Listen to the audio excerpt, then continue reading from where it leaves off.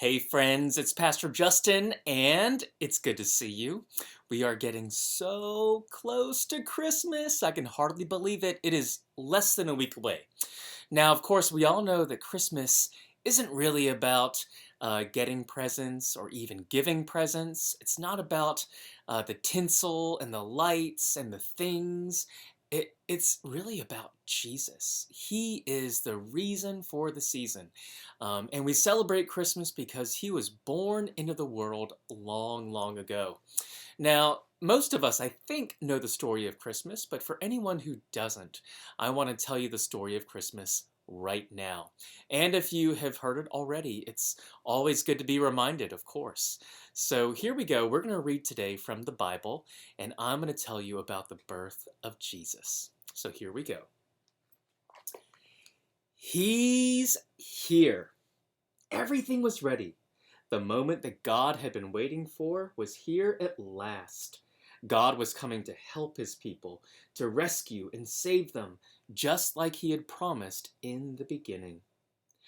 But how would God come to the world? And what would he be like? And what would he do?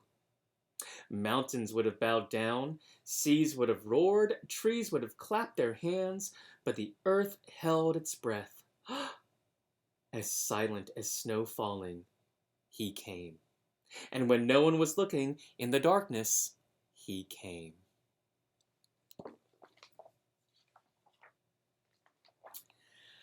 There was a young girl named Mary who was engaged to a man named Joseph.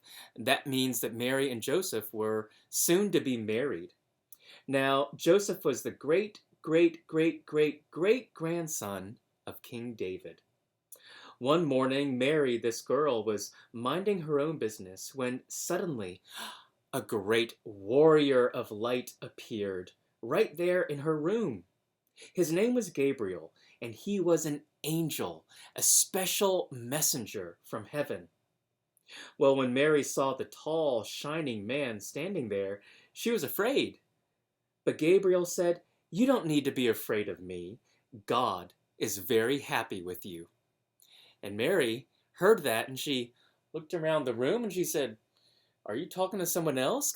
God is happy with me? With me?"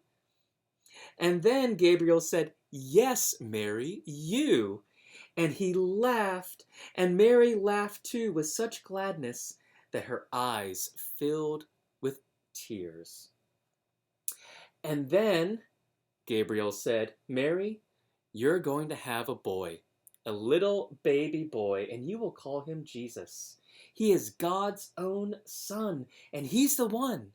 He's the rescuer, the savior that God promised long ago.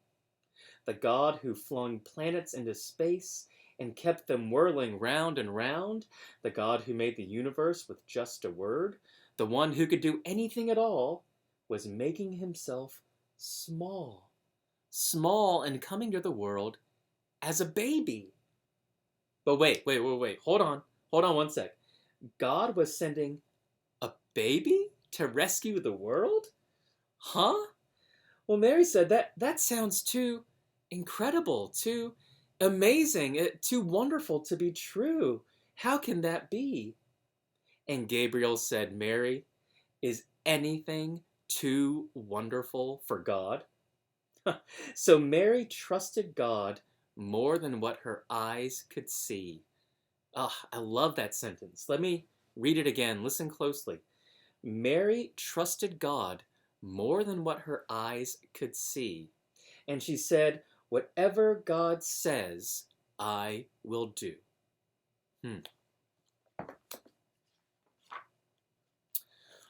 Well, sure enough, about 9 months later, it was just as the angel had said. Mary was almost ready to have her baby. Now, Mary and Joseph had to take a trip to Bethlehem, the town where King David was from.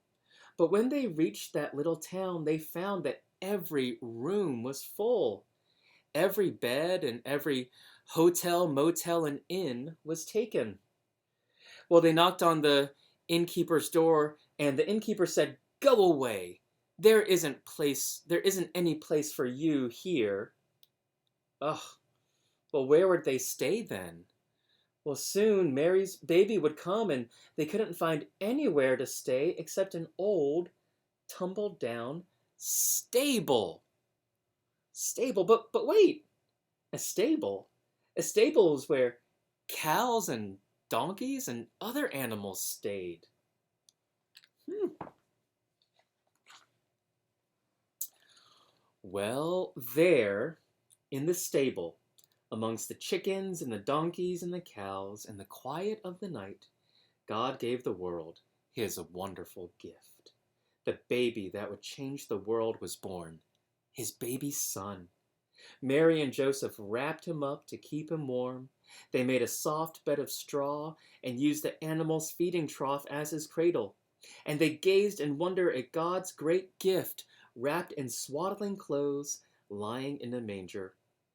Mary and Joseph named him Jesus, Emmanuel, which means God has come to live with us, because of course, he had. Here you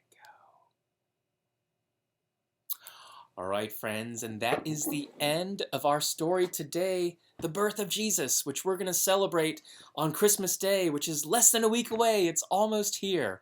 It's so good to see you, and I'll see you again soon. Take care.